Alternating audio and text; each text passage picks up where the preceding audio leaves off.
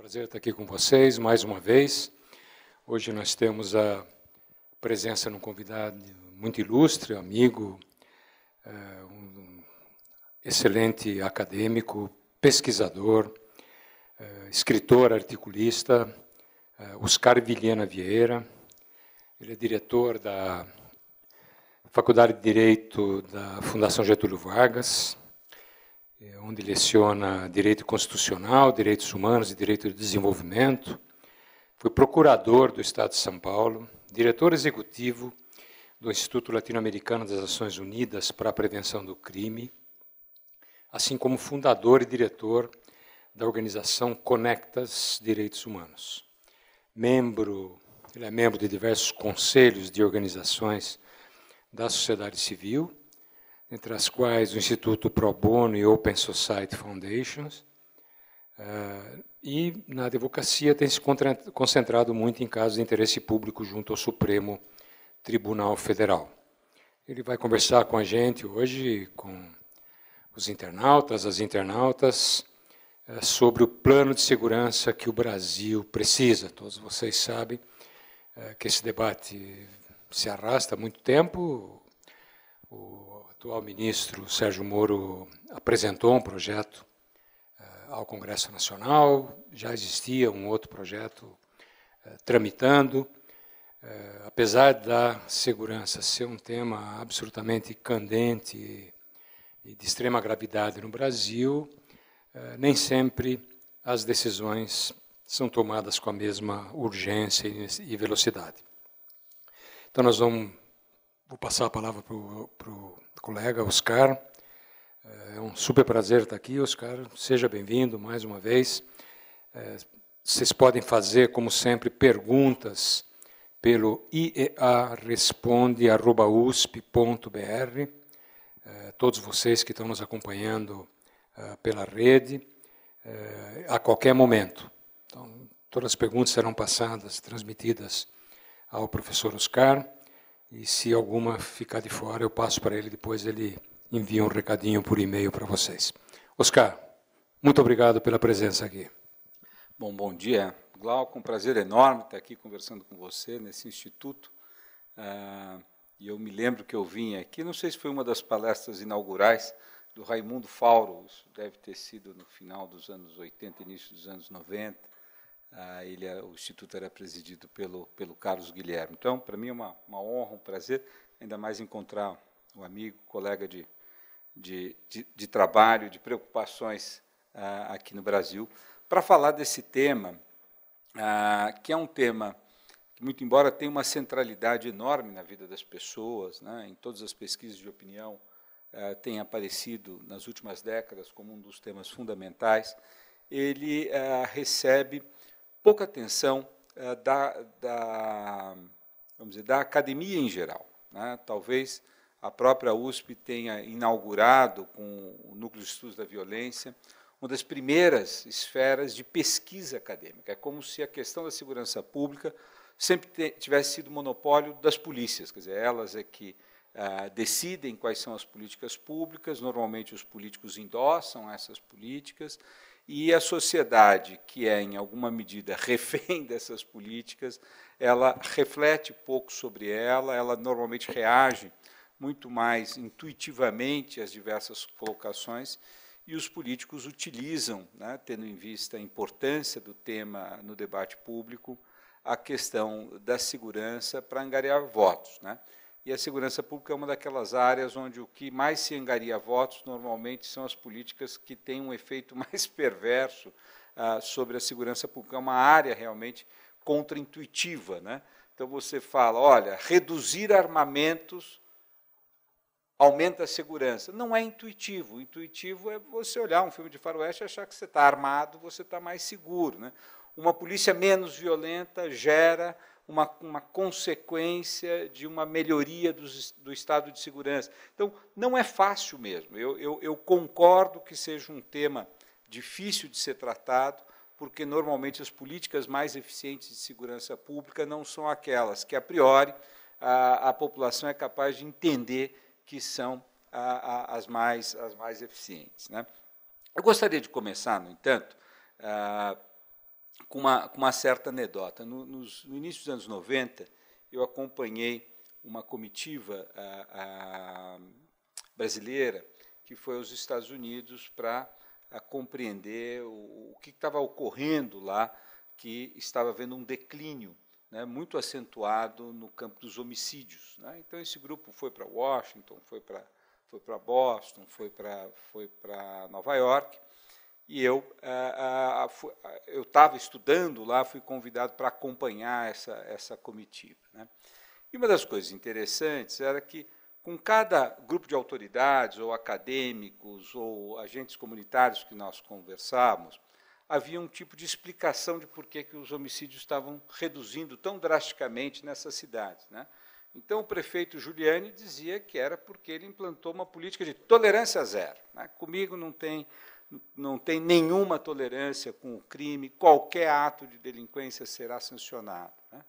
Aí você ia para Boston, conversava com o chefe da polícia, ele dizia, olha, é que nós mudamos o policiamento, agora nós temos a ideia de um policiamento comunitário, ou seja, a polícia tem como ingrediente fundamental do seu sucesso a confiança da população. E para que a população confie, a polícia tem que se aproximar, ela tem que ser capaz de resolver problemas da população.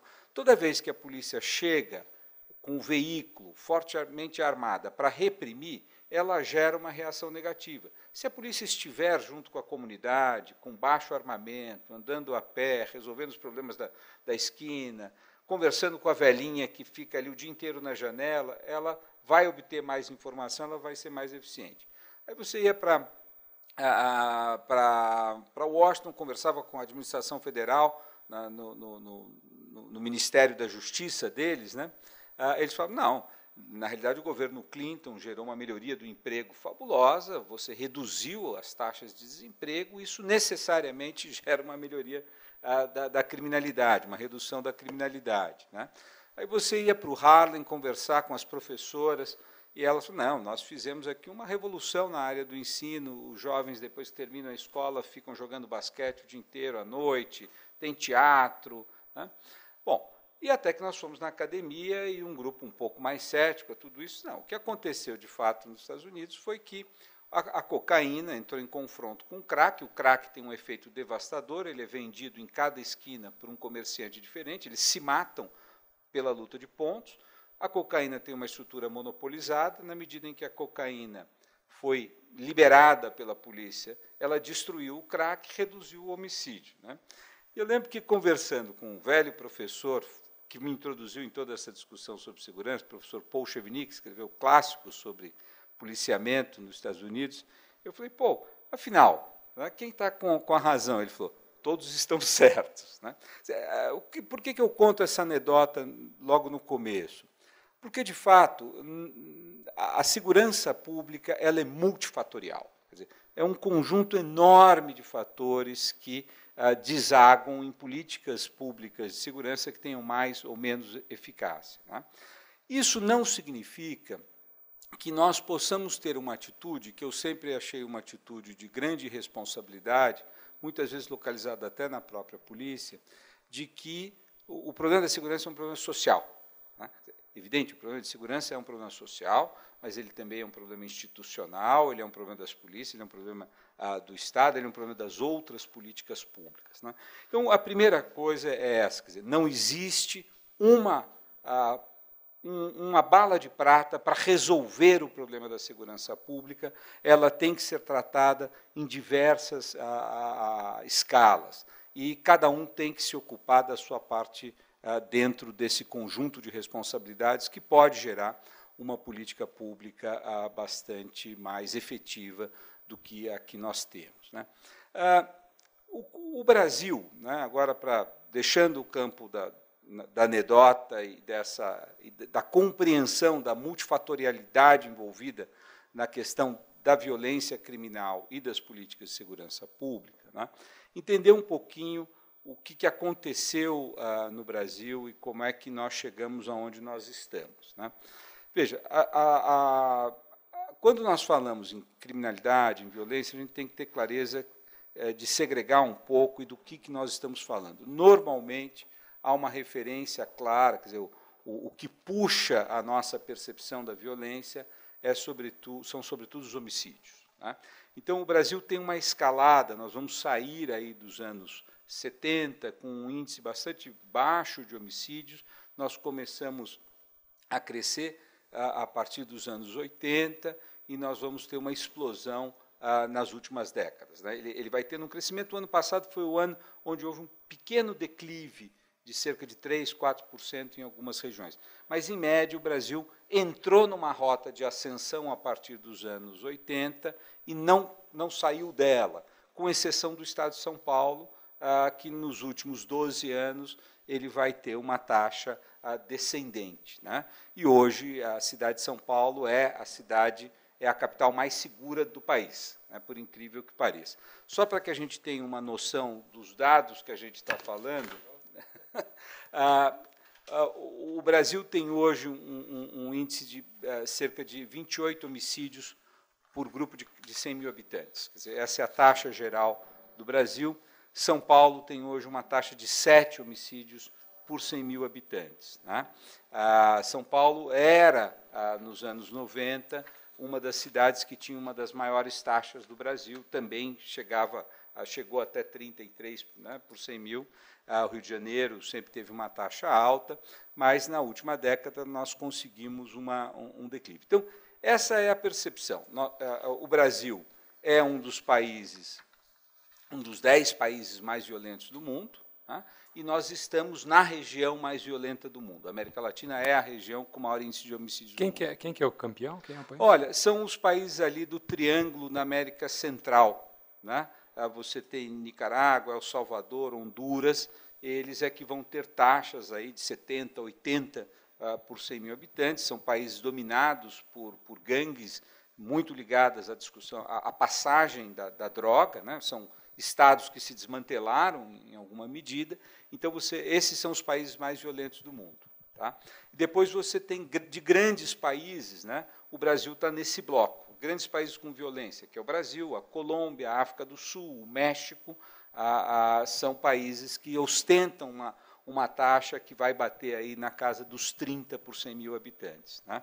A Colômbia já teve uma taxa bem mais alta, houve uma redução. O México, que nós assistimos todos os dias, e as pessoas ficam preocupadíssimas, ainda tem taxas mais baixas do que o Brasil. Né? Quer dizer, o Brasil entrou num padrão de normalização dessa taxa muito elevada. A África do Sul sempre foi um país muito violento, né? E continua sendo, embora tenha tido um período curto de redução e aumentou novamente. Então, veja, a ONU, isso é um dado absolutamente arbitrário, ela entende que uma taxa acima de 10 por 100 mil é sempre uma taxa preocupante. Então, se nós pegarmos no contexto brasileiro, das capitais brasileiras, só São Paulo está abaixo de um termo preocupante. Né? São Paulo é a única capital que é considerada uma cidade razoavelmente segura. Né? Para que a gente tenha uma ideia de capitais de países desenvolvidos, né, essas taxas vão estar em torno de 1 por 100 mil habitantes. Né? Tem cidades que são muito seguras, como Tóquio, como Oslo, etc., que vão estar abaixo de 1, mas cidades como Paris, como Nova York, elas sempre estarão de 1 a 3. O Rio está quanto? O Rio hoje deve estar numa taxa de 29, quase 30%. É a mais alta? Não. O Brasil teve uma mudança na última década extremamente preocupante, que foi a migração das taxas elevadas para as cidades do Nordeste. Né? Então, Maceió tem uma taxa muito elevada, Recife tem uma taxa muito elevada. Então, isso foi uma mudança. Veja, e um pouco nós estamos na situação. O que aconteceu? Né? O que é interessante notar é o seguinte, desde os anos 80, quando há essa explosão, né, há muito estudo sobre porquê, o que aconteceu. Eu destacaria, e sempre com esse cuidado, dizer, são centenas de fatores, e centenas de fatores, às vezes, micro-regionais. Né? Você tem que entender, a segurança pública ela tem uma dimensão muito local, embora ela também tenha... então, você não pode fazer grandes generalizações, que elas são evidentemente, elas não levam em consideração os fatores locais, né? Mas eu diria, Glauco, que nós temos alguns problemas centrais que, aparentemente, estão associados com essa onda de violência que assolou, especialmente a América Latina. Quer dizer, se você mudar para o continente africano, é outra razão da onda de violência, né? Então, na América Latina, basicamente, você tem, e o Brasil não está fora desse quadrante, quer dizer, você teve uma urbanização muito rápida e a urbanização que não foi assimilada, e as pessoas, você entende muito mais disso do que eu, essas pessoas não foram engajadas no processo de desenvolvimento, né? Então, essas pessoas passaram a habitar as periferias sociais das grandes cidades brasileiras, onde não só eles não têm uma inserção no mercado de maneira contínua e estável, mas, sobretudo, o aparato público de proteção não está presente, né? Então, há uma desagregação do tecido social, né? Então, é interessante a gente notar que, muitas vezes, países muito pobres não têm necessariamente graus elevados de violência. Você vai para muitos países africanos, onde, não havendo guerra civil, a violência, você tem violência contra a mulher, você tem violências específicas, mas a violência criminal generalizada, ela não necessariamente está presente, né? E mesmo em países muito pobres da América Latina, não necessariamente ela está presente. Então, me parece que os elementos fundamentais é essa urbanização absolutamente, vamos dizer, desorganizada, né? Onde essas pessoas não se inseriram, seja no plano do mercado, seja no plano da educação, da inserção nas instituições públicas, elas não tiveram uma rede de proteção, né? Um outro ponto que me parece importante, que tem uma dimensão forte, e isso nos estudos que tem sobre a América Latina, vamos dizer, é possível estabelecer relações muito claras entre desigualdade e violência, ou seja, quanto mais desiguais os países, quanto mais desiguais as regiões, há uma tendência maior a você ter uma exacerbação da criminalidade, né? Agora, o que, de fato, teve um impacto desproporcional na América Latina é a questão da produção, do comércio, do tráfico de drogas, né? Por quê? Porque ele corrói, em grande medida, não só o tecido social, mas ele corrói também o tecido institucional. Ou seja, as instituições que são concebidas para combater a criminalidade, elas se tornam parte do problema, né? Então, você tem um problema que é desestruturação social, você tem um problema que é desigualdade, você tem um problema que é narcotráfico e, consequentemente, você vai ter um problema de desestruturação e captura, em algumas situações, do próprio aparato estatal voltado ao combate à criminalidade, né? Então, o Brasil, em alguma medida, talvez essa seja uma explicação mais genérica a respeito do quadro brasileiro, né? Bom, feita essa rápida passagem um pouco sociológica, tentar compreender o que está no contexto, vamos ir mais para o lado da discussão institucional no Brasil, porque a tua provocação inicial era nós discutirmos o que pode ser feito do ponto de vista institucional, como é que nós podemos fazer um plano de segurança pública, né? O primeiro plano de segurança pública, e que, ao meu ver, foi um vetor de mudança da reflexão sobre segurança pública no Brasil, que foi feito na gestão do ministro José Carlos Dias, né? E o interessante daquele momento, e eu acho que ali, veja, eu não estou querendo colocar nenhum protagonismo no sentido de que houve uma invenção da ideia de que se precisava fazer um plano, que você poderia encadear uma série de ações com o objetivo final de redução da criminalidade, mas aquilo ali foi muito mais uma resultante da reflexão sobre segurança pública no Brasil, né? A experiência norte-americana, em grande medida, e a experiência colombiana, em alguma medida, ela é mais recente, de se perceber que existia uma caixa de ferramentas institucional que você poderia articular e ela teria algum tipo de impacto sobre a segurança pública, né? Isto não era uma realidade no Brasil até os anos 90, né? Existia aqueles que propunham lei e ordem, evidentemente que a lei é eufemística, aí, quer dizer, era mais violência, então você tinha os políticos populistas do direito penal, como Paulo Maluf, e e outros era a polícia tem que ser rota na rua, mais violência. E você tinha, vamos dizer, o grupo dos liberais que tinha um discurso, não, a polícia não pode agir fora da lei. Agora, a construção de uma reflexão a respeito de políticas efetivas de segurança pública, ela não estava dada no debate. Quer dizer, existia uma corrente irracional sobre segurança pública e uma outra corrente que basicamente dizia o que não podia ser feito em segurança pública. Mas a composição realmente de iniciativas que tivessem um bom impacto sobre segurança pública, ela não estava muito presente. Eu acredito, hoje, olhando essa reflexão do que aconteceu em outros países, e mesmo o que acontecia, nessa época eu estava no ILANUD, no Instituto Latino-Americano das Nações Unidas, para a Prevenção do Crime, é que nós começamos a ter pesquisa com base em evidência daquilo que funcionava e daquilo que não funcionava. Né? Isso influenciou muito, na gestão do Zé Carlos Dias, a propor um Plano Nacional de Segurança Pública. E uma das coisas fabulosas que eu acho que foi feito, foi muito influência de uns pesquisadores de Minas Gerais, o Cláudio Beato, especialmente, era de que a violência ela é explicitada através dos meios de comunicação como algo generalizado. E todos nós tememos a violência que nós vemos nos meios de comunicação. Mas ela não ocorre dessa forma. Né? A violência ela é muito geograficamente determinada e na microgeografia. Então, na medida em que você conseguia colocar num mapa o problema da violência, você compreendia que era muito menor o enfrentamento do problema do que você imaginava. Não era o Brasil que é completamente violento. Né? Se você determinar uma cidade como São Paulo, e também várias pesquisas que foram feitas aqui dos mapas da violência em São Paulo, você percebia que no Jardim Ângela, coitado que ficou estigmatizado por isso, você tinha índices de violência acima de 100 homicídios por 100 mil habitantes, e na Vila Nova Conceição, o índice era de Tóquio, era menos de 1% para cada 100 mil habitantes. Né? Então, se nós conseguíssemos criar uma georreferência da violência, nós podíamos entender esse fenômeno ao redor do Brasil, né? E fazer isso no detalhe. Né?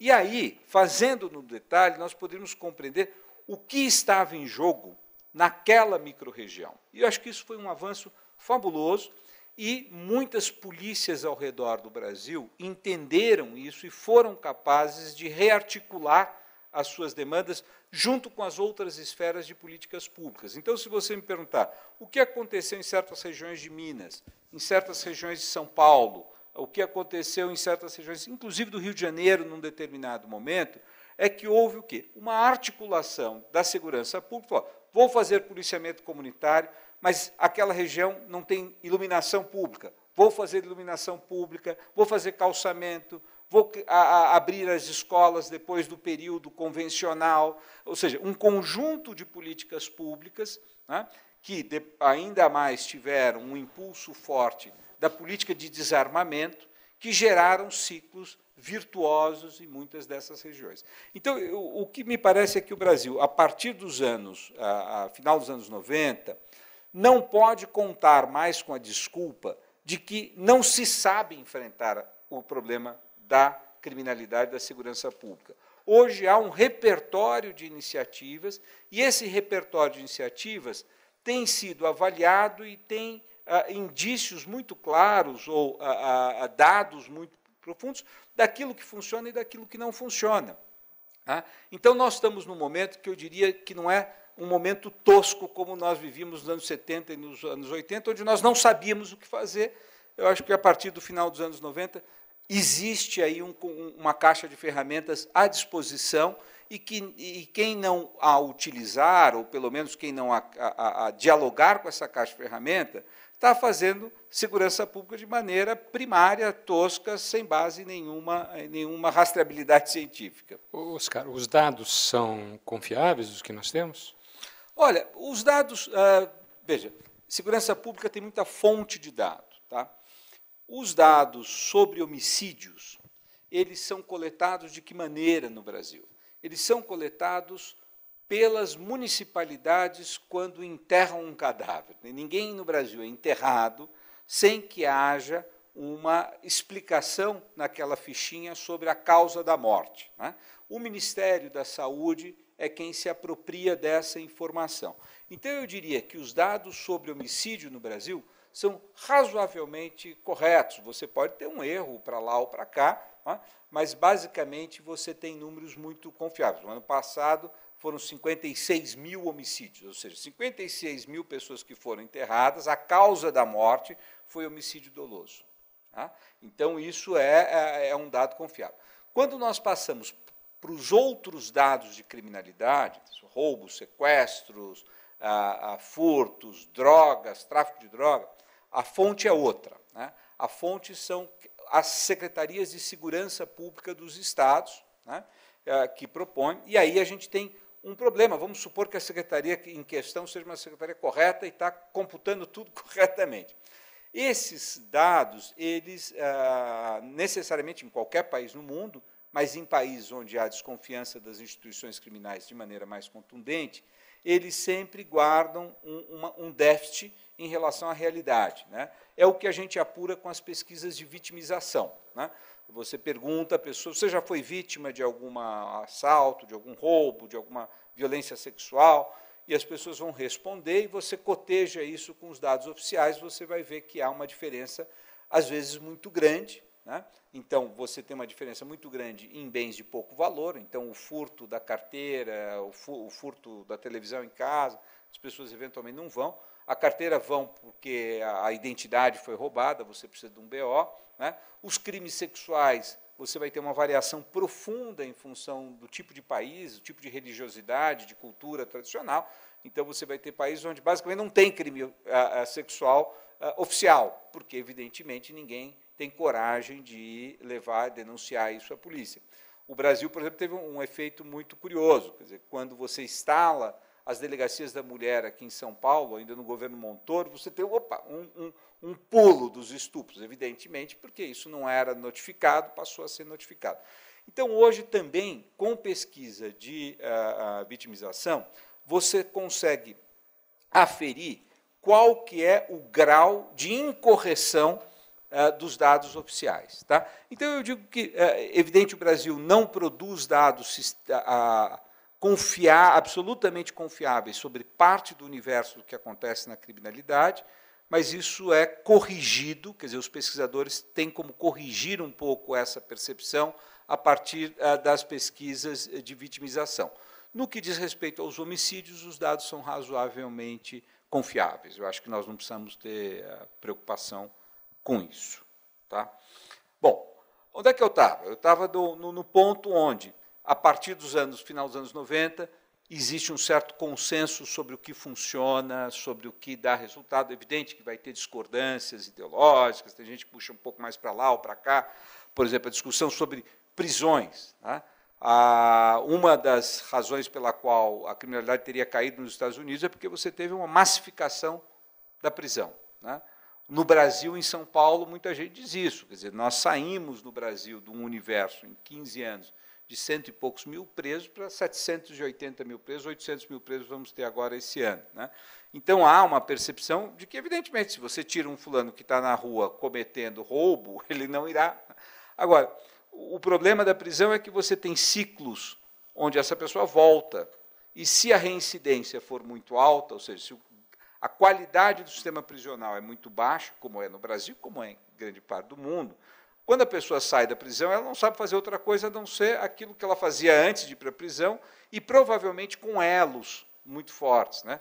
Em países onde você tem estruturas de crime organizado que dominam a prisão, como é o caso brasileiro, né, eu costumo dizer que nós temos no Brasil a mais eficiente parceria público-privada que jamais foi inventada entre o crime organizado e o Estado. Quer dizer, porque o Brasil tem uma taxa de aprisionamento de jovens alta, esses jovens vão para o sistema prisional, ele de fato está capturado por diversas facções criminosas, onde a sobrevivência desse jovem depende de um alinhamento com uma dessas facções. Quando ele sai dali, ele sai endividado, ele vai trabalhar para essa organização criminosa. Então, o Estado, ele em alguma forma, é responsável pela formação pela arregimentação de grande parte daquilo que hoje nós chamamos de crime organizado do narcotráfico. Né? Então, veja, então você tem dúvidas, tem gente que acha que tem que construir mais presídio, tem gente que fala, espera aí, nós temos uma política prisional que está incorreta. Mas isso é a margem, eu acho que há um certo consenso entre os especialistas daquilo que funciona e daquilo que não funciona, e que tipo de atitude você tem que tomar em relação a cada problema. Então, nós saímos das trevas da perspectiva das políticas de segurança pública. Né?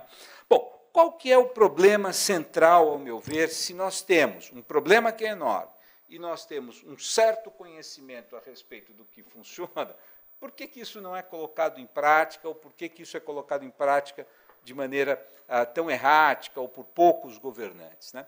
Porque a estrutura brasileira, ao longo desses 30 anos de democracia, a questão da segurança pública nunca havia sido nacionalizada. Ela é nacionalizada, em alguma medida, pelo governo Temer, quando ele assume, cria o Ministério da Segurança Pública, faz a intervenção no Rio, e hipernacionalizada na campanha eleitoral de 2018, onde o presidente Bolsonaro assume que isso é a sua responsabilidade. Até então, o problema da segurança pública era um problema dos estados. Quer dizer, vamos dizer, toda essa demanda por segurança pública, ela se resolvia nas eleições dos governadores, não era nem dos prefeitos. Nunca ninguém achou que o prefeito era responsável pela segurança pública. E esse embate, então, tem um sentido, por quê? Porque o grande aparato de segurança pública do país, ele está na mão dos governadores e da Justiça Estadual. Quer dizer, o crime comum, ele é apurado pela Justiça Estadual, pelo Ministério Público Estadual, e ele é perseguido ou ele é prevenido pelas polícias civis e militares. Então, não há uma irracionalidade. Né? Então, o que aconteceu ao longo desses, ao meu ver, desses 30 anos, é que a demanda do eleitor no campo do Estado, uma vez que você tinha essas variáveis que empurravam o crime para cima, ou seja, a desagregação, a crise econômica, as drogas com um impacto enorme, o excesso de armamentos, e os governadores tendo que responder a isto, né, de uma maneira contundente, e uma das respostas seria: eu preciso reformar a polícia, eu preciso mudar a polícia. A minha estrutura de combate não funciona. No entanto, eles eram reféns das suas estruturas de combate. Né? O governador Mário Covas, por exemplo, que depois de um incidente grotesco que nós assistimos pela televisão, que foi uma execução na favela naval, né, ele encaminha ao governo federal uma proposta de emenda de reforma completa da polícia, a desmilitarização da polícia militar. É evidente que, dali para frente, nós começamos a assistir uma série de rebeliões nos presídios do Estado de São Paulo, e a polícia militar simplesmente cruzou os braços. Tá? Então, é muito difícil para o governador, que depende, em grande medida, do aparato de segurança para a estabilidade, né, no momento em que a criminalidade vai crescendo, ele propor reformas profundas do seu próprio aparato. Né? Então, eu acho que nós perdemos uma oportunidade no governo Fernando Henrique Cardoso muito importante. Por quê? Porque o presidente poderia fazer algumas dessas reformas e assumir o custo, porque a segurança pública, a paz social não dependia dele, dependia dos governadores. Os governadores têm uma enorme dificuldade. Então, isso, ao meu ver, é que sempre gerou essa dificuldade, que mesmo governantes mais progressistas, que entendiam isso, sempre se defrontaram com limites muito claros, sejam limites da população, quer dizer, essas reformas não eram fáceis de serem explicadas para a população, como as instituições a serem reformadas resistiam muito. Por quê? Porque isso seria a redução das suas esferas de poder. Então, pensa o caso do Rio de Janeiro, que é o caso talvez mais dramático. É evidente quando você vai falar, olha, nós vamos fazer uma política de UPPs. Você estava dizendo, a polícia que eu tenho não funciona, ela é violenta, ela é corrupta, ela não gera os efeitos. Então, eu vou ter que criar uma polícia quase que paralela, né, trazer novos jovens, colocar esses jovens num outro contexto, treiná-los, né, para que eu possa ir trocando o pneu com o carro em andamento. Né? Então, isso é muito difícil de ser feito, e ao meu ver, isso explica um pouco, né, a própria, e aí eu acho que vou chegando aqui ao ponto que você me pediu, desculpa chegar do fim, né, desse governo. Quer dizer, esse governo assumiu para si a responsabilidade, entre elas, a luta contra a corrupção e a luta contra a segurança, contra a criminalidade nesse ponto, e o ministro Moro apresenta um projeto, né. Veja, qual que é a contradição, vamos dizer, a armadilha, melhor do que a contradição, a armadilha em qual o ministro Moro está colocado? Se nós formos olhar para as experiências que efetivamente funcionam de segurança pública, a reforma é muito mais no plano das instituições de segurança pública e das políticas adjacentes que têm que ser implementadas, né, que ele tem que fazer. No entanto, grande parte do apoio recebido pelo presidente Bolsonaro das instituições de segurança vem exatamente dos setores que são refratários a qualquer dessas mudanças. Quer dizer, você não tem apoiadores do governo Bolsonaro na Polícia Civil, na Polícia Militar, dizendo o seguinte: nós precisamos acabar com a corrupção policial, nós precisamos reformar e acabar com a violência policial. Nada disso, né? Então, a primeira medida que está inserida no plano é uma medida para o quê? Flexibilizar o uso da força letal por parte da polícia. Então, eu acho que há uma contradição muito forte, uma armadilha muito forte aí, que esse governo federal, que é o primeiro que, numa eleição, nacionaliza a questão da segurança, esta nacionalização obteve o apoio de setores fortíssimos da área de segurança, que, no entanto, são os setores refratários a mudanças modernizadoras, atualizadoras das políticas de segurança. Então, eu tenho muita dificuldade de perceber que o governo vai se movimentar no sentido da reforma institucional. O que ele faz, então? Ele mira a sua reforma na área legislativa. Eu vou fazer mudanças legislativas. Então, o pacote anticrime não é exatamente um pacote anticrime, é um pacote de legislação que visa ter um impacto em diversas áreas da política criminal. Eu não vou falar do pacote como um todo, é um pacote multifacetado, vamos dizer assim. Eu mesmo acho que ele tem pontos muito positivos em alguns aspectos, se quiser nós podemos falar sobre isso, mas eu dividiria em 3 áreas. Existe um pacote de corrupção, né? Ou seja, ele busca aumentar a efetividade do aparato público, especialmente do Ministério Público, em conseguir investigar e condenar as pessoas por crime de corrupção, né? O que no Brasil é algo relevante, uma vez que nós temos um problema de corrupção, que não é trivial. Depois ele tem um outro setor que busca lidar com a ampliação das penas, né, especialmente daquilo que a gente convencionou chamar de crimes hediondos. Mais do que ampliação do teto da pena, é da permanência da pessoa dentro do sistema prisional, né, porque há uma reclamação muito grande da progressão de regime, então, basicamente, ele demora mais a que o regime consiga progredir, né. Há medidas positivas no aspecto, por exemplo, da impunidade. Quer dizer, o Brasil, a gente tem que ter clareza de que é um país que, muito embora tenha uma polícia muito violenta e tenha um aparato de Estado que viole muitos direitos, ele é um país que aplica pouco a lei. Tá?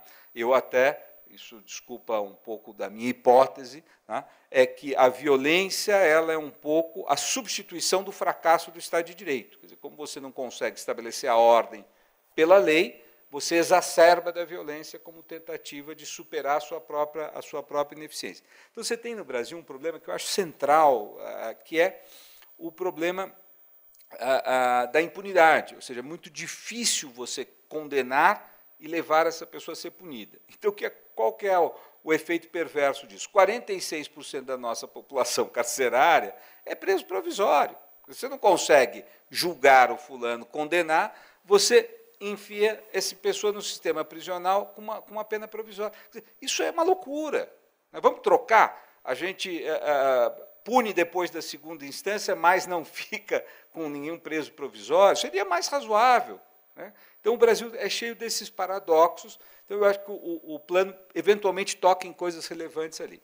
Agora, no que diz respeito àquela política mais específica para a segurança pública, ao meu ver, é onde o plano foi um fracasso e vai gerar efeitos colaterais muito perversos. Por quê? Porque o Brasil tem, sim, um problema de violência policial. Veja, e violência policial não é um problema apenas de direitos humanos. Ele é um problema de direitos humanos brutal. Mas ele é um problema que diz respeito à eficácia da segurança pública. A segurança pública ela é muito parecida com meios de comunicação. Eles são bem-sucedidos na medida que as pessoas confiem e transmitam informações aos meios de comunicação. A segurança pública, vamos supor, tem um cadáver ali numa rua, na periferia de uma cidade. Quando a polícia chega, ela vai resolver aquele crime por um motivo. Alguém viu alguma coisa que, se dito à polícia, ela vai chegar à conclusão, e se ela não tiver um interesse, que não chegue à conclusão. Ou seja, se a polícia for honesta, não estiver envolvida com crime organizado. Segundo, se alguém tiver coragem de contar à polícia. Da mesma forma, a prevenção do crime. Quer dizer, a prevenção do crime ela basicamente se dá a partir de um estudo dos casos que você resolve e da informação que a população te dá. Quando a polícia é corrupta e violenta, a população tem uma cisão em relação à polícia. E, portanto, a polícia vai ter que usar de meios ilegais para obter a informação. Então, nós entramos num ciclo vicioso, que me parece o que acontece. Quando você, e aí me calo com isso, quando você flexibiliza, né, o uso da força letal, e é basicamente isso que foi feito com as mudanças na esfera da legítima defesa, né, você oferece um conforto para que a ação policial violenta ela não seja devidamente repreendida pelos órgãos de justiça, né? Ao fazer isso, quer dizer, você contenta a base de apoio do governo, que fica mais alegre. Você tem uma outra medida que não está no pacote, mas, ao meu ver, terá efeitos tão ou mais perversos, que foi a flexibilização do acesso a armas de fogo para a população em geral. E nós sabemos que existe uma relação direta entre a maior quantidade de armas de fogo e o número de homicídios, acidentes, suicídios, e mesmo homicídios decorrentes, latrocínios, né? Ou seja, a pessoa que está armada acha que ela pode reagir, portanto ela morre, e que grande parte das armas apreendidas com criminosos são armas que são roubadas de pessoas que obtiveram elas legalmente. Então, é um desastre. Quer dizer, você permitir maior acesso a armas de fogo, você vai, com certeza, contribuir para aumentar. Então, me parece que o pacote que foi apresentado, né, ele tem algumas virtudes do ponto de vista de combate à corrupção, de redução da impunidade. Acho que isso é positivo, vamos ter debate, é um detalhe aqui, um detalhe ali. Agora, do ponto de vista da macropolítica de segurança pública, ele é muito negativo e ele vai ter efeitos perversos, especialmente se associado ao maior acesso a armas de fogo. Oscar, obrigado. Obrigado pela sua apresentação. Quando você falava, eu fiquei com uma dúvida. Você vê, o pacote pode ter efeitos perversos, mas a minha pergunta é, um dos efeitos perversos seria ele não conter a criminalidade, ou ele vai ter efeitos perversos e, ao mesmo tempo, ele não vai conseguir conter a criminalidade, entendeu? Olha, se eu entendi a sua pergunta, eu acho que nós temos duas direções para responder. Do ponto de vista da criminalidade violenta, existe corrupção, existe roubo, existe várias coisas, né? Mas se nós focarmos na discussão sobre criminalidade violenta, homicídios, latrocínios, tá? A primeira parte do pacote, que está fora dele, quer dizer, o acesso de armas, ele terá certamente o efeito de aumentar esses números. Quer dizer, a tendência é que nós tenhamos mais homicídios, que nós tenhamos mais latrocínios, que nós tenhamos mais acidentes envolvendo armas e maior número de armas na mão da população civil, né? O que se diz no discurso do governo, armas na mão da população de bem, né? Mas, enfim, a população de bem é responsável por quase 50% dos homicídios. São homicídios praticados por pessoas que nunca cometeram homicídio antes, mas que numa briga de trânsito, na briga em casa, na briga no bar, eles matam as pessoas. Então, isso é dramático. Pessoas de bem cometem atos muito violentos e eliminam outras pessoas. Segundo, eles são a principal fonte de obtenção de armamento do crime. A arma que vai parar na mão do crime, fora a arma pesada, que essa é traficada mesmo, de fora, a arma comum, ela é obtida, você obtém do mané, do cara que tem a arma no criado mudo, que tem no carro a arma. Então, é assim que ela vem. Então, eu acho que o pacote será ruim, ele aumentará o crime organizado. Da perspectiva das polícias, quer dizer, não existe uma medida sequer de modernização das polícias. Esse é o meu ponto fundamental. Quer dizer, então, ele não é um pacote anticrime da perspectiva de que eu tenho um problema com as instituições que, numa sociedade democrática, são as instituições responsáveis por lidar em maior medida com a questão da criminalidade.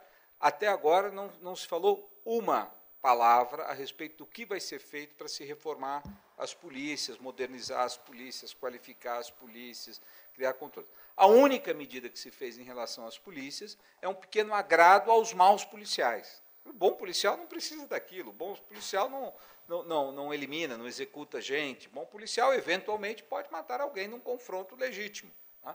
Mas grande parte dos bons policiais não precisam disso. Mas foi feito um aceno exatamente para os grupos que estão próximos, tá?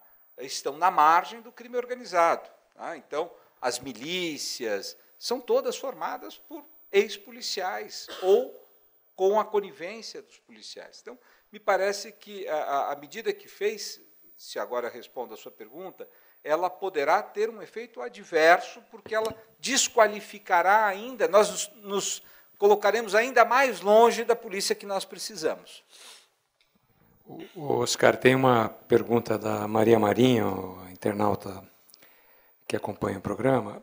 Ela diz o seguinte: primeiro, parabeniza você, depois há um problema estrutural e cultural no que se refere ao papel da lei no Brasil. Como que o senhor entende o papel de uma lei semelhante no combate ao crime organizado?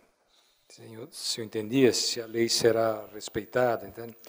Onde o país deveria se concentrar de modo a ter melhores resultados. Isso você já até falou um pouco. Tá, então, veja, como eu acho que na abertura tentei colocar, não há bala de prata, ou seja, não podemos nos concentrar apenas em um ponto. Tá? Ao meu ver, uma melhora da segurança pública ela depende de inúmeros elementos. A nossa conversa aqui foi o elemento aparato de segurança, política específica de segurança pública. Né?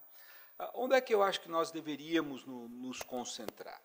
Nós deveríamos nos concentrar em três aspectos, para ser mais objetivo. Né? O primeiro a missão fundamental é a redução dos crimes violentos. Esse é o grande drama da população brasileira, a população que morre nas periferias, a população que vive amedrontada em função da criminalidade violenta. Então, esse, ao meu ver, devia ser a prioridade número 1.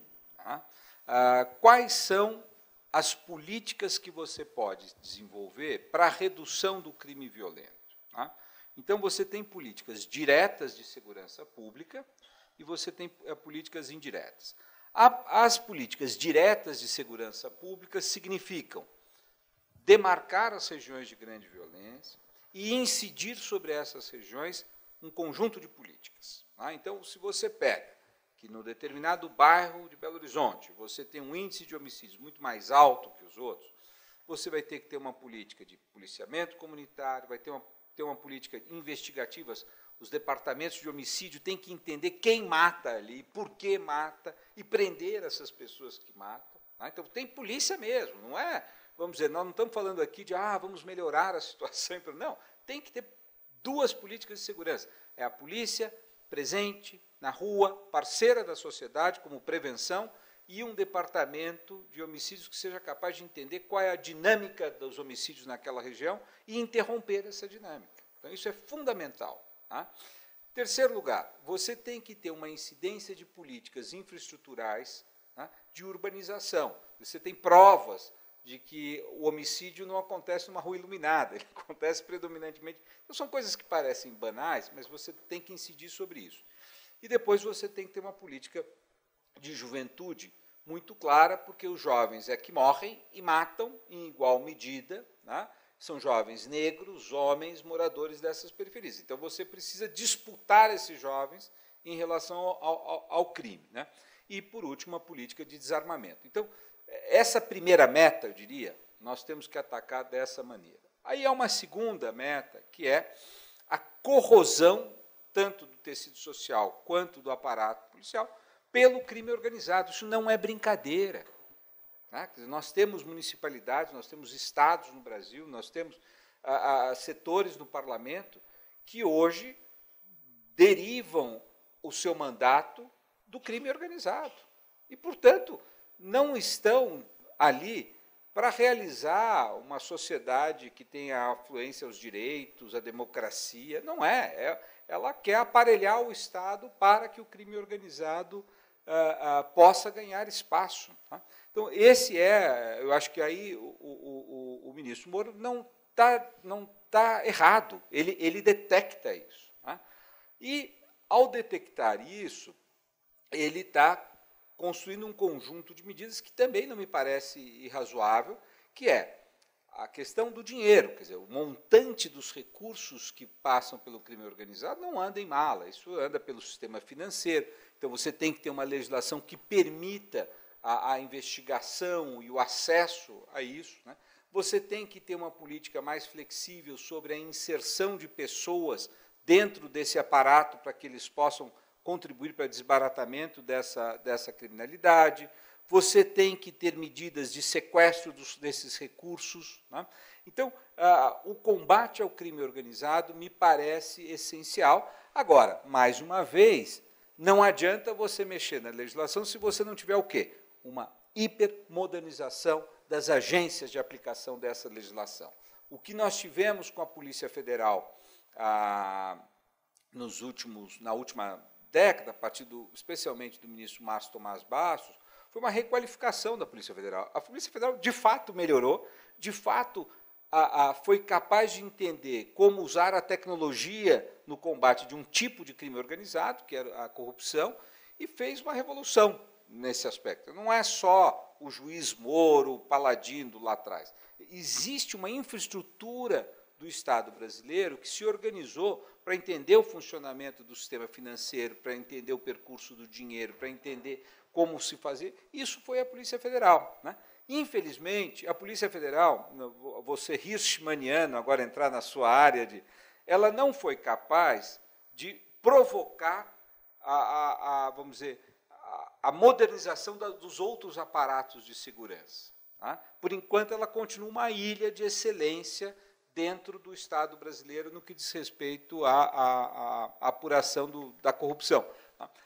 Precisamos que isto se transfira para os estados e que os estados também sejam capazes, aí na sua esfera de competência, que é o crime organizado do narcotráfico, dos roubos de carga, que isso possa melhorar. Então, eu acho que o que o Brasil precisa, essa segunda etapa, é realmente uma política muito clara de combate ao crime organizado, porque ela subverte a democracia. O crime organizado é um atentado contra a democracia e nós não podemos perder essa batalha, porque, senão, quando eu falei dos estados mais violentos do mundo, são estados que perderam a batalha e se transformaram em estados associados do crime organizado. Oscar, me diz o seguinte, tem algum estado que esboçou alguma política de conjunto para modernizar as polícias, ou as medidas são muito pontuais e acabam tendo um efeito muito de curto prazo ou muito localizado? Então, são políticas de dois níveis. Um é políticas mais efetivas e outra é reforma das instituições responsáveis pelas políticas. Né? No plano das políticas mais efetivas, eu digo que sim, nós tivemos experiências em vários estados brasileiros, né? tanto no plano da polícia militar, né? Então, muitas polícias militares, muitos profissionais da polícia militar se entusiasmaram com isso, quer dizer, eles não querem ser vistos como maus policiais, como pessoas violentas, eles também estão cansados de implementar a mesma política que não dá resultado. Então, houve lideranças dentro das polícias em alguns estados, né, que falaram, não, nós vamos mudar o tipo de policiamento. Então, o policiamento comunitário, ou o policiamento menos ostensivo e agressivo, foi adotado em diversas regiões do país com sucesso, né? Isso significa, eu lembro uma vez que estava um debate, acho que para a candidatura a prefeito, eu estava mediando uma mesa, estava o ex-governador Alckmin, a ex-prefeita Marta, e estava o Bratton, que tinha sido um grande policial dos Estados Unidos, não sei se foi o chefe da polícia de Nova York, depois de Los Angeles, e o Alckmin, então, dizia, não, eu comprei helicóptero, comprei armamento, comprei isso, comprei aquilo, né? E o Bratton disse, olha, é muito bom, parabéns, etc., mas não é isso que vai resolver o problema de segurança pública. O problema de segurança pública vai ser resolvido com recursos humanos. A hora que o seu policial entender bem a sua função, for capaz de investigar, for capaz de respeitar a população, isso é que vai causar a revolução. Então, eu acho que essa revolução cultural, embora não tenha dominado, ou longe disso, existem setores da polícia, né? O Fórum Nacional de Segurança Pública, que é uma entidade da sociedade civil que agrega policiais, pesquisadores, ele foi capaz de atrair e conceber essa nova percepção. Então, acho que isso tem, sim, exemplos positivos. Mudanças estruturais, quer dizer, o nosso problema, nós temos uma polícia dividida, polícia militar e polícia civil, uma deveria fazer prevenção, a outra investigação. Aparentemente, no mundo todo, as polícias mais bem-sucedidas são chamadas polícias de ciclo único, ou seja, quem faz a prevenção faz a investigação. Por quê? Porque quem faz a prevenção é que obtém as informações. E, portanto, ele tem condição de fazer a investigação de maneira mais adequada. Agora, tornar a polícia brasileira uma polícia de ciclo único significa enfrentar as imensas barreiras de natureza corporativa, onde você tem duas polícias que não só não colaboram uma com a outra, mas que são adversárias. Nas disputas corporativas, sobre os salários, sobre as aposentadorias, sobre os armamentos, se um ganha um helicóptero, o outro também tem que ter um helicóptero. Então, nós temos aí uma difícil a reestruturação das polícias, que vai passar pela ruptura com interesses altamente corporativos, e uma parte desses interesses corporativos não são corporativos, são criminais. Ou seja, existe parcela, ainda que pequena, de algumas polícias militares e civis, que estão associadas ao crime, dependem, em alguma medida, da manutenção do seu status quo. Então, me parece que nós estamos longe desse momento que é a reforma das instituições de polícia. Nós estamos já, vamos dizer, aprendemos a gramática básica da reforma das políticas de segurança, mas estamos longe da reforma das instituições de segurança. Oscar, tem uma pergunta da Valéria aqui para você. Ela diz, tendo em vista as suas considerações, é possível fazer boas emendas nesse projeto? Porque, veja, tem vários pontos, eu tento entender a pergunta dela, tem vários pontos que são o contrário do que, vamos dizer assim, seria razoável, certo? Você tem uma política de desarmamento sugerida em várias partes do mundo, e aqui se propõe uma política de ampliar o armamento, certo? Então, você não toca na estrutura das polícias estaduais, entende? Da polícia militar. Então, a pergunta é possível trabalhar com emendas? Quer dizer, e eu agrego, quais seriam alguns conselhos ou recomendações, para usar uma palavra mais tranquila do que conselho, quais são as suas recomendações para os bons legisladores? Entende? Então, eu acho que os bons legisladores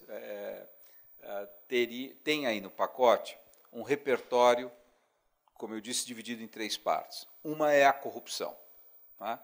No que diz respeito à corrupção, existe uma série de medidas ali que me parecem adequadas. Quer dizer, são políticas que permitem investigações mais sofisticadas, são políticas que permitem, especialmente, que o processo penal chegue ao fim. Né?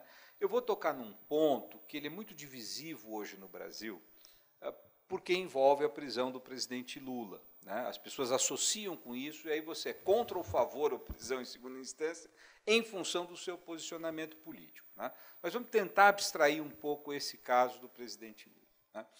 A Constituição brasileira, ela diz, com muita clareza, de que ninguém pode ser punido sem o trânsito em julgado.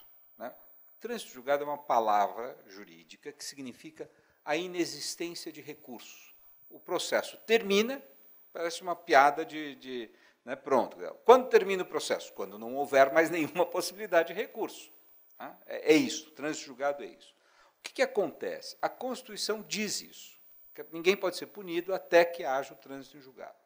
Só que ela mesma cria a possibilidade do recurso extraordinário e do recurso especial, um recurso ao STJ, um recurso ao Supremo. Isso significa que o processo que começa aqui na comarca de Paraibuna, no interior de São Paulo, ele terá um recurso para o Tribunal de Justiça e depois ele terá um recurso ao STJ e um recurso ao Supremo Tribunal Federal. Se você presumir que a pessoa não poderá sofrer a pena até o julgamento pelo Supremo Tribunal Federal, você está imaginando que sejam 4 instâncias para que uma pessoa seja punida. Isto é inadequado. Você não consegue, imagine o número de processos que nós temos no Brasil e o número de ministros que você tem no Supremo. Se eu for aguardar os 11 ministros para que cada sentença possa ser definitiva, você não consegue implementar a política de segurança no Brasil. Como é o padrão internacional, então?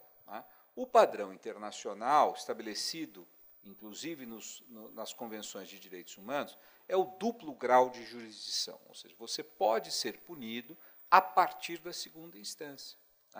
Os Estados Unidos, que tem a política mais dura criminal dos países desenvolvidos, ela chega a ser primeira instância. Os Estados Unidos é duríssimo, mas se você pegar os países europeus, é o duplo grau. Então, você, uma vez condenado em primeira, em segunda, você começa o cumprimento da pena. Não é isso que a Constituição brasileira diz. Então, quem reivindica no Brasil que não se pode prender, eu acho que juridicamente está correto. Do ponto de vista da política pública, me parece que é uma política absolutamente pouco razoável. Nós teríamos que mudar. Então, no pacote oferecido pelo ministro Moro, existe essa proposta de que os recursos não têm um efeito suspensivo, etc. Então, ele quer corrigir isso. Ao meu ver, não é uma medida legislativa, tinha que ser uma medida constitucional. O ministro Peluso, quando o presidente do Supremo mandou uma emenda, propôs uma emenda ao Congresso para sua apreciação, o Congresso mandou para as calendas, mas é uma medida que claramente elimina o recurso especial extraordinário e, portanto, o processo termina após a segunda instância. Você tem formas de acessar, é uma discussão técnica de como você poderia recorrer, não seria mais um recurso, seria uma ação independente ao Supremo, isso resolveria. Então, veja, esse é um problema central. É um problema importante no Brasil, a interminabilidade do processo. O processo não pode ser interminável. Ele não pode ter uma quantidade monstruosa de recursos. Então, ele também ataca o agravo de instrumento. Outro dia, eu conversando com o ministro Herman Benjamin, do STJ, que fez parte daquele julgamento no TSE, ele fala, olha, a minha impressão é que a quantidade de recursos favorece o quê? A prescrição. Então, os processos ficam sendo prescritos. Veja, não punir legalmente é um problema, porque gera a necessidade, as pessoas não suportam isso. E aí a violência, os linchamentos, a violência policial, as prisões provisórias, elas vão se aplacar. É uma substituição perversa da falta da aplicação do Estado de Direito. Então, veja, há coisas positivas que podem ser mantidas.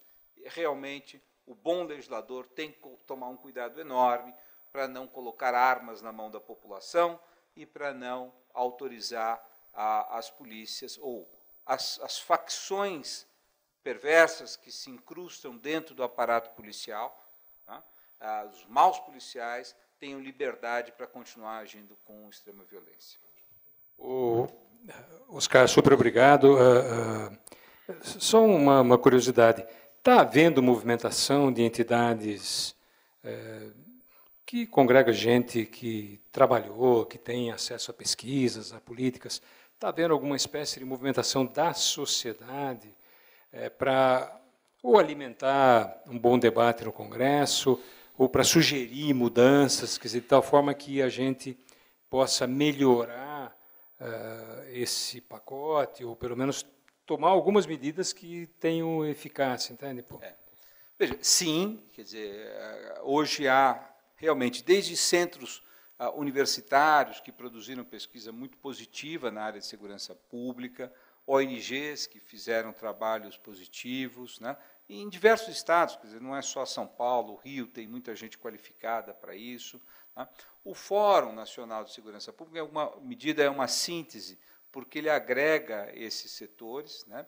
E agrega policiais, isso é muito importante, né? Policiais que tiveram aquelas experiências e se convenceram de que tem que ter pesquisa, tem que fazer coisas que sejam testadas, etc.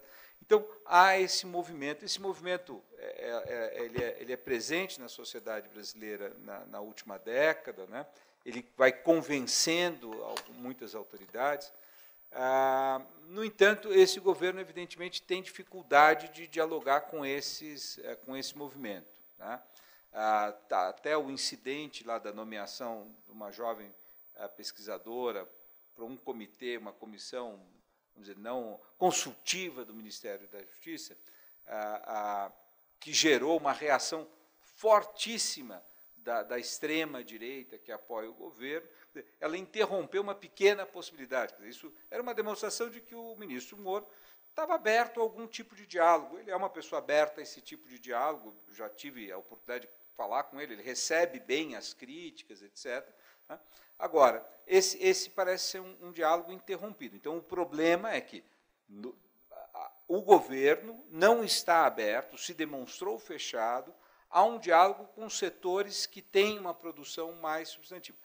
Será que o parlamento está aberto? Não sei. É evidente, dentro do parlamento você tem setores que estarão abertos e esse pacote vai tramitar no Congresso e o Congresso vai dar tratos a isso. Mas isso é muito ruim. Obrigado, Oscar Vilhena. Nós vamos caminhando para o finalzinho desse debate sobre segurança pública que o Brasil precisa. Tivemos a presença hoje do diretor da Faculdade de Direito da Fundação Getúlio Vargas, que fez uma apresentação bastante elucidativa, sugerindo, comentando, propondo. Queria lembrar aos internautas e a todos vocês... Tem alguém querendo fazer uma pergunta, é isso? Vai lá. Desculpe, Oscar, vamos ter Não, imagina. Aproveitar e abusar da sua... Eu sou o Ralu Hirata, formado em Economia aqui pela FEA-USP. Bem, Oscar, obrigado pelo rápido resumo, né, que você fez da segurança pública no Brasil, né? Mas eu queria enfatizar um aspecto que eu acho que você não abordou muito, né, na sua exposição. É assim, né, é a segurança, assim, visto como processo político, né? Porque eu tive a oportunidade de assistir aquele seriado do Wagner, né, do Wagner Moura, né, o Narco, né, que ele fez na Netflix. E eu achei interessante, né, porque vamos dizer assim, né, é que isso que o pessoal chama aqui na América do Sul de narcotráfico, né? Ele teve uma primeira experiência no Chile, durante o governo Pinochet. Mas o governo Pinochet reprimiu totalmente, né? Quer dizer, eliminou quase todo o pessoal que estava criando essa estrutura no Chile, mas alguns escaparam e para a Colômbia, né? E lá na Colômbia teve um bom desenvolvimento, né, porque, inclusive, culmina no Pablo Escobar, né, quer dizer, esse processo do narcotráfico. Né. Porque, pensando bem, a gente vê a nossa fronteira aqui, né, na América do Sul, entre o Paraguai e a Bolívia, praticamente esses dois estados já é dominado pelo narco-estado. Né, não existe a questão do Estado, né, assim, legitimamente do direito. Né. E eu tive uma oportunidade, né, para visitar lá, fazer uma visita, né, para esses lugares, né. E o interessante é que a visita assim chega em Itaipu, né. E Itaipu é justamente, né, é onde surge esse capitalismo, o grande capital, o capitalismo global do Brasil, né, quer dizer, com a criação do BNDES, investindo em outros países e tal, e realmente o Brasil entra então nessa esfera da globalização, que é onde surge todo esse problema, né, da violência, que aumentou muito a partir de 80, e o narco-estado, etc, etc. Né? Agora, eu queria que você abordasse um pouco, Oscar, esse período. Né? Esse período que nós tivemos antes de 80, um pouquinho meados de 80, é um período assim, mais de governo de direita. Né? E esse outro problema que surge, aonde a gente tinha assim, um pouco, vamos dizer assim, menos que um nicho assim de qualidade, né, vamos dizer assim, de segurança, né. Agora, quando entra mais esse período que você fala da ascensão da violência, a gente passa já a ter governo de esquerdas, né. Então, esses processos políticos que esses governos de esquerda vão levar, tal, né, que culmina, né, nesse agora, que é o que você falou que a eleição do Bolsonaro, ele levantou essa bandeira, tal, que elegeu esse ministro da Justiça, o Moro, né, de criar, né, essa reforma, né. Me diz uma coisa, até que ponto você não tem que atrelar isso, né, quer dizer, não é meramente algo técnico, né, que de repente você escolhe um modelo de segurança tal, formulado ali, implementa aqui e vai dar certo, mas, na verdade, trata-se de um processo mais complexo, que é um complexo político da nossa realidade brasileira. Né? Então, acho que assim, a luta nossa aqui no Brasil é de que, né, o Brasil não se torne um Estado-nação, tal como a Bolívia e o Paraguai, onde o narco-Estado é hegemônico. Tá, ótimo. Tá? Obrigado. Se você pudesse falar um pouco disso. Maravilha. Não, eu não tenho nenhuma dúvida de que é um processo político evidente, eu tenho concordância e peço desculpas por não ter expressado isso de maneira mais clara. Né? Eu queria fazer uma abordagem, entender um pouco da caixa de ferramentas do que tem aí. Né? Duas palavrinhas sobre o que você está me provocando. Então, em primeiro lugar, uma coisa que eu não falei, é imperdoável não ter falado aqui, eu brevemente disse, tem um componente ligado ao crime organizado, narcotráfico, é uma coisa muito importante, né? E evidente que nós começamos, nos anos 80, por influência dos americanos, a guerra ao tráfico. Né? O que significa a guerra ao tráfico? É um tipo de política, tá, voltada à repressão da produção e do tráfico, tá, e do próprio consumo. O consumo depois foi um pouco flexibilizado, mas é uma ideia de que a droga ela é ruim e, portanto, ela deve ser criminalizada e todas as estruturas devam ser combatidas. Né? O que aconteceu nesses últimos 30 anos de narcotráfico, de guerra ao tráfico? Perdeu-se a guerra. Né? Quer dizer, o tráfico ele tem uma capacidade enorme de corroer as estruturas sociais, como tinha dito, as estruturas de segurança, então é muito difícil. Você não consegue. Né? Você, na realidade, ao estabelecer políticas muito duras sobre o tráfico, você fortalece a violência e o lado criminal do tráfico. Né? Então, o que aconteceu, especialmente na Europa, começando na Suíça, a Holanda teve uma experiência anterior, Portugal tem uma experiência muito bem sucedida, é você começar a tratar a questão da droga do ponto de vista da saúde pública. Tá? Então, você recebe aquele que é viciado, é um problema, como é o álcool, como é o tabagismo, como tantas outras políticas, e você cria uma política pública para buscar minimizar os danos, a famosa política de minimização de danos. Para que você faça isso, você precisa suspender algumas interdições criminais, para que você possa chegar às pessoas. Então, esse é o processo que eu vejo que é muito positivo. Então, o Brasil, se você me perguntar, qual é o problema central de arregimentação de jovens para o crime no Brasil? É a política absolutamente irracional de combate às drogas. Tá?